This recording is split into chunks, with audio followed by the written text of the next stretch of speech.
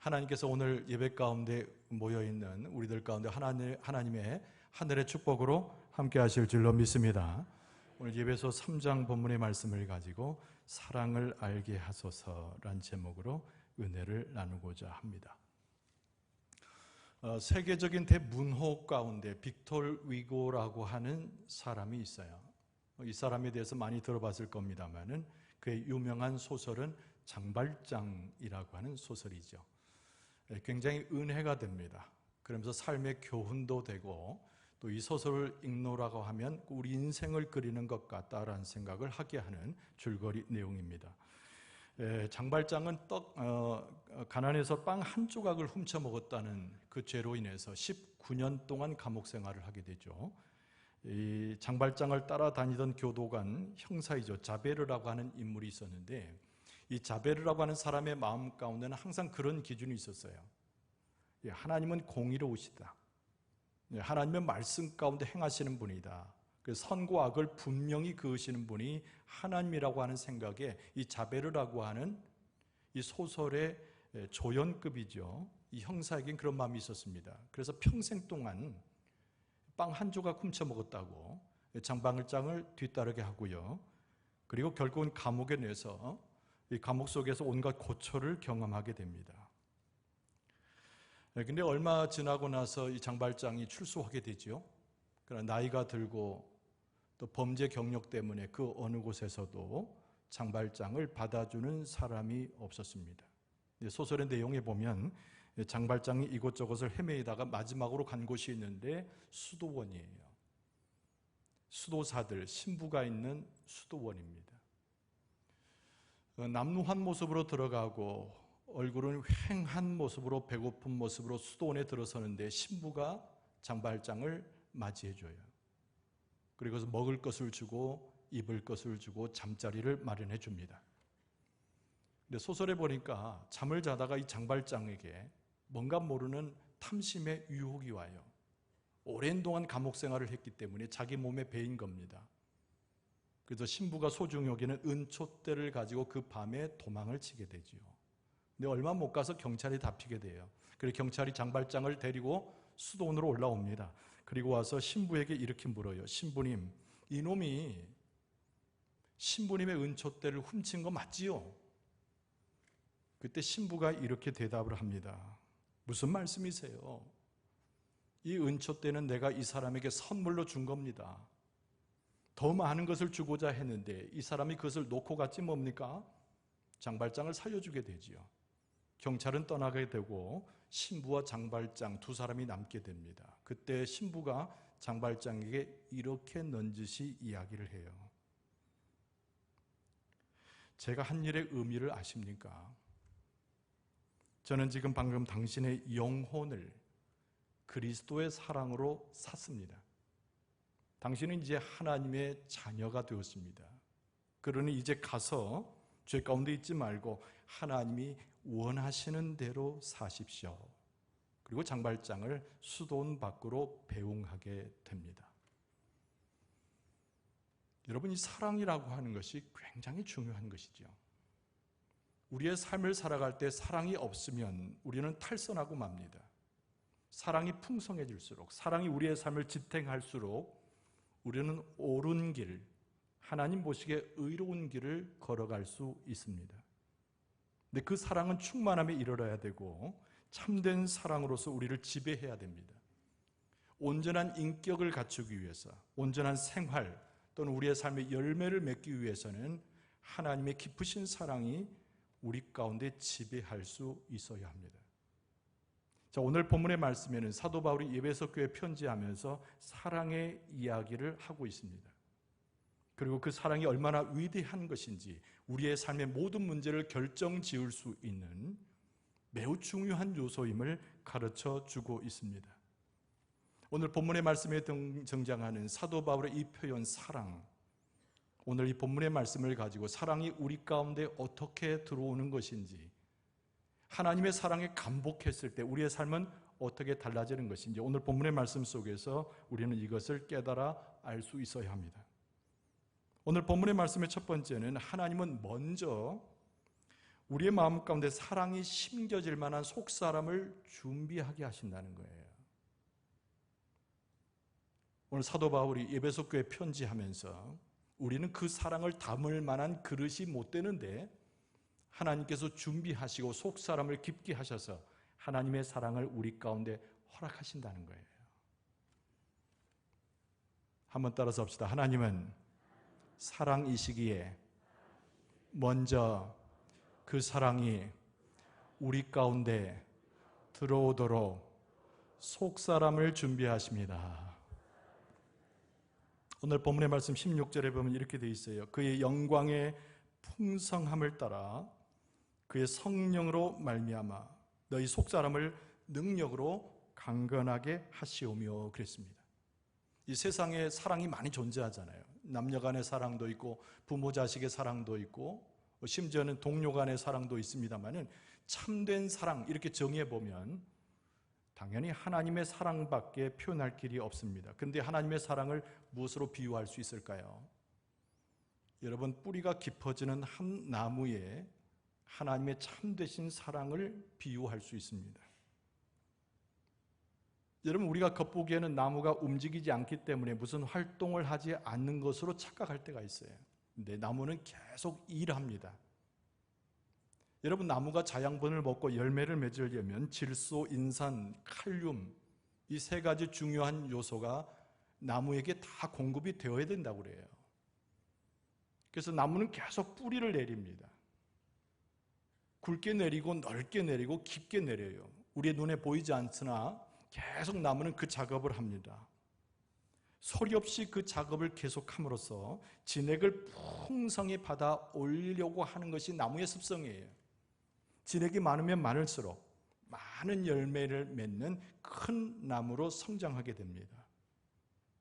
하나님께서 우리에게 주시고자 하는 참된 사랑, 하나님이 우리의 삶을 지배할 만한 당신의 사랑을 우리에게 부어주실 때 그 과정이 마치 나무가 뿌리를 깊게 내려서 진흙을 빨아 올리는 그 과정과 비유되듯 비슷한 경우라는 거예요. 여러분, 우리의 신앙의 삶이라고 하는 것은 열매가 있어야 진짜 신앙입니다. 우리의 삶이라고 하는 것은 하나님의 사랑 가운데서 깊은 체험을 할 수 있어야 어떤 풍파가고 어떤 난관이 와도 우리는 그 환경에 지배를 받지 않고 점점 자라나서 하나님이 원하시는 열매를 맺을 수가 있습니다. 오늘 본문의 말씀에는 무엇을 이야기하고 있다고요? 16절에 보면 하나님의 영광의 풍성함을 먼저 말씀한 거예요. 그런데 여기에 이 하나님의 영광의 풍성함을 누가 가져다 줍니까? 성령이 가져다 주죠. 근데 성령이 우리 안에 들어와서 속사람을 예배케 하셔서 그것이 능력이 되게 한다는 거예요. 그래서 앞서 읽어드린 16절은 그런 내용으로 구성되어져 있습니다. 무엇이라고요? 하나님의 영광의 풍성함이 있고 성령께서 그것을 가져오셔서 우리의 마음에 넣어주시는데 우리의 심령과 우리의 삶의 능력의 근원이 되는 것이 성령이 가져다 주시는 하나님의 영광의 풍성함이라는 거예요. 여러분, 우리가 성경에 보면 급변하는 인생의 삶을 경험한 사람들이 많이 나옵니다. 구약 성경에도 마찬가지고 신약 성경에 오늘 본문의 말씀을 기록하는 바울 사도도 급변하는 인생을 경험했지요. 그러나 그보다도 더 큰 사람이 있습니다. 그 사람은 베드로라고 하는 인물이에요. 우리가 알다시피 베드로는 예수님의 제자 중에 수제자라고 흔히 부릅니다. 예수님과 가장 가까이 있었던 사람입니다. 예수님의 말씀을 들으려고 애를 썼던 사람입니다. 예수님의 말씀 가운데 순종하면서 하늘의 복음이 무엇인지를 깨닫기 위해서 무진 애썼던 사람이 베드로입니다. 그러나 예수님과 공생의 3년 동안 예수님을 따라다녔으나 베드로는 심약한 인간의 모습을 벗어나지 못했어요. 그래서 예수님께서 십자가에 달리신 그날 밤도 예수님을 무려 3번이나 부인하고 병정들이 무서워서 도망친 자, 그가 바로 베드로였다는 거예요. 그러나 성경 말씀에 보면 교회의 시대가 열렸을 때 베드로는 위대한 사도로 다시 등장하게 됩니다. 도대체 무엇이 베드로의 심약한 상태에서 어리석은 자의 모습에서 예수님을 배반한 배신자의 모습에서 그렇게 급변하게 베드로의 삶을 바꿔놓을 수 있었는가? 그것은 다른 것이 아닌 성령의 역사인 거예요. 성령께서 베드로를 다시 붙잡아 주셨습니다. 성령께서 하나님의 그 풍성하신 그 영광 가운데 베드로를 붙잡아 주셔서 그를 변하게 하셨는데, 그가 바로 성령의 사람이 되고 성령 충만한 사람이 되었습니다.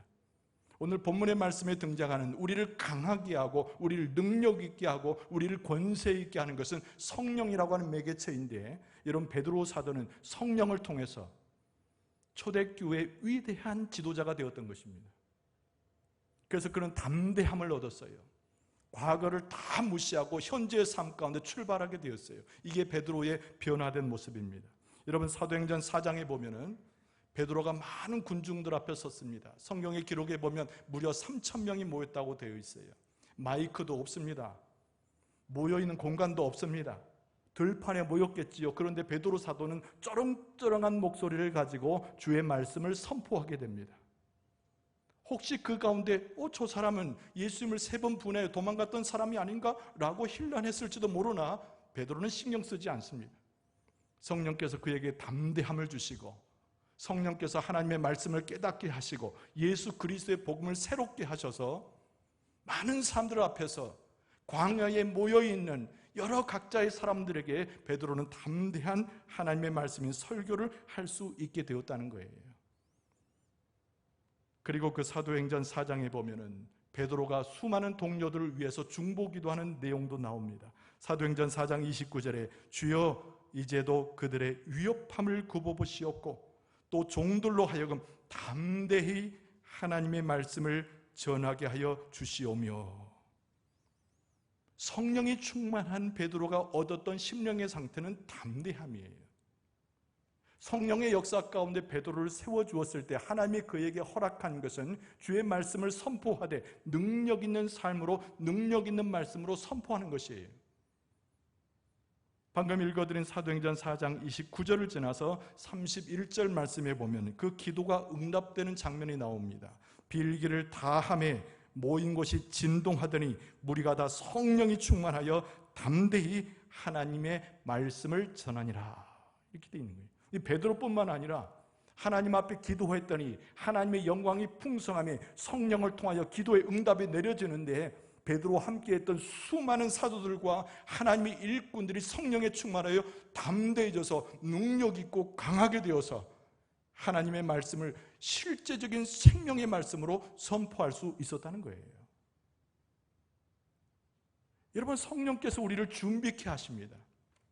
하나님의 사랑을 받아서 우리를 강하도록 우리의 속사람을 준비케 하셔요. 그런데 어떤 규율이나 어떤 규칙이나 도덕적 행위를 통해서 이루어진 것이 아니고, 우리가 하나님과 가까이 가는 기도를 통해서 하나님을 우러보는 심령의 상태의 모습을 통하여 하나님께서 은혜를 내리시사 그 풍성한 은혜를 성령을 통하여 우리 가운데 충만케 하시는데, 그 성령의 그 귀한 역사와 능력의 역사가 우리 가운데 새겨진다라고 하는 말씀이 오늘 본문의 말씀의 첫 부분의 이야기입니다. 오늘 예배 가운데 오시면서 허약한 심령으로 오신 분이 있습니까? 갈등과 번뇌 가운데서 의심하며 이 자리를 들어오신 분이 있습니까? 하나님의 사랑이 내게 있는지 없는지 구별하지 못하여 어리석은 자의 모습으로 앉아있는 분이 있습니까? 이 말씀이 선포되는 이 시간에, 하나님께서 함께 하시는 이 시간에 우리를 도우시고 역사하시는 하나님이 우리의 중심에 계심에 성령을 통하여 그 풍성하신 사랑과 그 은혜를 우리의 심령에 넣어주셔서 우리가 담대할 수 있도록, 능력이 있을 수 있도록, 주의 말씀을 받을 수 있도록, 주의 사랑을 경험할 수 있도록, 체험할 수 있도록 역사해 주실 줄로 믿습니다. 오늘 본문의 말씀의 두 번째 이야기는 뭐냐면 하나님의 사랑을 깨닫게 하신다는 거예요. 본래부터 우리는 하나님의 사랑을 받을 자격이 없었어요. 인식조차 할 수 없습니다. 하나님의 사랑이 있어도 세상 사랑을 선택하는 것이 어리석은 우리의 모습이에요. 그래서 사도 바울은 오늘 증거하고 있기를, 하나님의 사랑이 우리에게 들어올 때 우리에게 깨닫게 하는 역사가 먼저 있었음을 강조하고 있습니다. 따라서 합시다. 하나님께서 당신의 사랑을 우리에게 넣어주실 때 우리로 하여금 그 사랑을 깨닫게 하십니다. 할렐루야. 그러니까 오늘 본문의 말씀 17절에 보면 믿음으로 말미암아 그리스도께서 너희 마음에 계시게 하시었고 너희가 사랑 가운데서 뿌리가 박히고 터가 굳어져서 능히 모든 성도와 함께 지식에 넘치는 그리스도의 사랑을 알고 그랬습니다. 여기서 두 마디가 너무 중요해요. 17절, 18절에. 17절에서 제일 중요한 것은 너희 마음에 계시게 하시옵고 이 표현이고, 두 번째 18절에 나오는 얘기는 그리스도의 사랑을 안다란 표현이에요. 그리스도께서 우리의 마음에 계시고 그걸 깨닫게 하는 거예요. 그런데 여러분, 계신다는 말이 원어적인 의미로는 두 가지가 있습니다. 잠깐 계신다는 첫 번째 의미가 있어요. 마치 천막을 짓고 곧 또 날 사람처럼 긴 여행을 가는 나그네가 하룻밤을 유숙하기 위해서 광야 어느 곳에다가 잠깐 텐트를 치는 것이죠. 두 번째 의미는 있는데, 이것은 영원히 집을 짓고 그곳 속에서 계속 살겠다는 각오 가운데 영원히 귀거하는 거예요. 근데 오늘 본문의 말씀에 쓰여져 있는 너희 마음에 계시게 하시옵고의 이 계시고는 첫 번째 그 천막의 의미가 아니라 영원히 계신다는 거예요. 여러분, 우리의 세상 가운데서 우리가 하나님의 은혜를 받고 특히 오늘 본문의 말씀에 사랑을 부여잡게 되는데, 우리에게 능력을 주고 권세가 있게 하는 하나님의 사랑을 붙들게 하는데, 그것이 잠깐 스쳐가는 것이 아니라는 거예요. 잠깐 머물다가 허망하게 우리의 심정과 감정을 건드리고 떠나버리는 것이 아니라는 거예요. 그것은 곧 능력이고 하나님의 권세인데, 우리 가운데 영원히 계셔서 우리를 붙잡아 주시고 삶의 목적이 되게 하시고 삶의 수단이 되게 하시고 우리가 영적으로 살아가 승리케 하는 하나님의 능력이 된다는 거예요. 그래서 오늘 바울 사도는 뭐라고 얘기했냐면, 우리가 믿음으로 하나님 앞에 나아가서 우리의 그릇이 준비되고 속사람이 준비될 때 그리스도께서 너희 마음에 영원히 계시게 한다는 거예요. 여러분, 그리스도께서 우리의 마음을 다스리시고 삶을 다스리실 때 영적으로 강건함을 얻을 뿐만 아니라 우리는 담대해서 세상을 이길 만한 하나님의 백성으로 다시 한번 일어나게 될 줄로 믿습니다.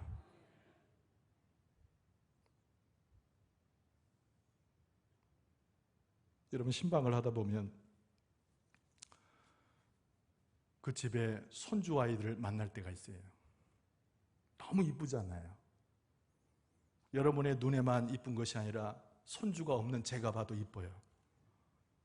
근데 아이들이 노는 것을 가만히 살펴보면 굉장히 신비롭습니다. 아이들은 표현하지 않아도 진실을 소유하고 있거든요. 아이들이 밖에 나가서 친구들하고 놀 때 어떤 마음을 갖고 노는지 아십니까? 엄마가 바로 저기 있다, 이런 믿음으로 노는 거예요. 엄마는 저 먼 발치에 있어도 엄마는 내 옆에 있다. 그래서 노는 친구하고 혹시 트러블이 생겨도 엄마가 지켜줄 거야. 내가 혹시 어려움을 만나도 엄마가 달려와서 나와 함께 할 거야. 이 믿음이 어린아이의 마음이 있다는 거예요. 그래서 만약에 엄마가 눈에 띄지 않으면 애가 울기 시작합니다. 엄마가 눈에 띄지 않으면 불안해하고 그 장소에서 머물러 놀지 못해요. 이 어린아이의 마음 가운데는 엄마가 나를 지켜주고 엄마가 먼 발치에 있지만 나와 함께한다는 믿음이 그 어린아이의 마음에 충만하기 때문에 친구들과 놀아도 재미있고 무슨 일을 해도 즐겁고 담대하게 친구들을 대할 수가 있는 거예요. 여러분, 우리의 믿음 생활도 유사합니다. 육신의 눈으로는 하나님이 보이지 않을 때가 많고 기도할 때조차도 하나님의 음성을 듣지 못할 때도 있으나 우리의 믿음 한 곳에게는 어떤 믿음이 있어요? 하나님이 계속 내 심령과 삶에 계셔서 나를 지켜주신다는 믿음이 있는 거예요. 어떤 순간에도 내가 위기를 봉착해서도 하나님은 그것을 외면치 아니하시고 피할 길을 내시고 나를 위로하시고 권세를 주셔서 나를 결국 보호하셔서 일으켜 세우신다는 믿음이 있는 거예요. 내 삶이 부질없고 혹시 죄 가운데 빠지고 허망하여지도 하나님은 나를 책망치 아니하시고 내게 사랑을 베푸셔서 나와 함께 하신다는 믿음이 있는 거예요. 하나님은 그냥 스쳐 지나가는 분이 아니라 하나님의 위대한 능력의 사랑을 가지고 우리와 함께 하셔서 우리를 지키시고 우리를 인도하시고 주님의 나라 갈 때까지 승리하도록 우리의 삶을 주장해 주시는 줄로 믿습니다. 여러분, 에리 프롬이라고 하는 유명한 사람이 있죠. 사랑의 기술이라는 책을 써서 이 사람은 재미있게 사랑을 정의한 바가 있어요. 사랑이 뭐냐? 저급한 단계로부터 성숙한 단계까지 그 예를 들었습니다. 여러분, 가장 낮은 단계는 뭐냐면 이렇게 생각하는 사람이라는 거예요. 내가 사랑받고 있기 때문에, 저 사람으로부터 내가 사랑받고 있기 때문에 내가 저 사람을 사랑할 수 있다. 여러분, 가장 낮은 단계의 사랑의식입니다. 내가 받았으니까 준다는 얘기죠. 약간은 높지만 이것도 저급한 사랑의 수준 이야기가 하나 더 있어요. 저 사람은 내게 필요하니까 내가 저 사람을 사랑해야 되겠다, 이런 겁니다. 굉장히 자기중심적이잖아요. 이기적이잖아요. 그래서 그 사랑도 수준이 높지 않아요. 근데 에리 프롬이 이야기하는 가장 위대한 상급의 사랑의 단계는 무엇이냐? 내가 당신을 무조건 사랑한다는 거예요. 그런 거로 당신은 내게 필요한 존재입니다. 이것이 성숙한 사람이라는 거예요. 무조건 사랑하는 거예요. 누구를 봐도 사랑하는 거예요. 나를 미워하는 사람도 사랑하는 거예요. 나와 관계가 없다는 사람도 사랑하는 거예요. 그 사람이 내게 어떤 도움을 줄 수 있겠다고 판단되지 않아도 그 사람을 사랑하는 거예요. 그래서 그 사랑 때문에 그 사람이 필요해지고 그 사람을 만나게 되고 그 사람과 대화하게 되고 어떤 일을 같이 만들어 나갈 수가 있다는 거예요. 그래서 에리 프롬은 무조건적인 우리의 사랑이 일어날 때 거기에 필요도 생기고 관계도 생겨나는데 이 사랑이야말로 최고의 단계의 사랑이라고 이야기를 했습니다. 하나님께서 우리를 대하실 때 이 최고의 사랑보다 더 높은 단계로 우리를 사랑하시고 우리를 대해 주시는 거예요. 우리가 어디 이쁜 구석이 있습니까? 우리가 하나님 앞에 뭐 드린 거 있습니까? 하나님 앞에 온전한 우리의 삶을 뭐 드린 적이 언제 있었냐고요. 그럼에도 불구하고 하나님이 우리를 깊이 사랑하신다는 거예요. 너무나 사랑하신다는 거예요. 그래서 하나님께서 당신의 일들을 우리에게 맡겨주시기도 하고 우리를 불러주시기도 하고 우리와 동행하시기도 하고 심지어는 독생자 예수 그리스도를 보내셔서 죽기까지 하나님 당신의 사랑을 확증해 주셨지 않습니까? 하나님께서 우리를 그렇게 사랑하셨기 때문에 우리는 하나님 안에서 살아가게 되고 함께 하시는 하나님을 느끼게 되고 그 안에서 우리의 모든 삶에 필요한 것을 하나님으로부터 공급받게 된다는 거예요. 이 하나님의 사랑의 비밀이라고 하는 것은 먼저 사랑하시고 우리 가운데 영원히 함께 하신다는 이 진리의 말씀 가운데 하나님의 사랑을 우리가 깨닫고 알게 됩니다. 요한일서 4장 16절에 보면 사도 요한이 하나님의 사랑, 예수님의 사랑을 기억하며 이렇게 썼어요. 하나님이 우리를 사랑하시는 사랑을 우리가 알고 믿었노니 하나님은 사랑이시라. 사랑 안에 거하는 자는 하나님 안에 거하고 하나님도 그의 안에 거하시느니라.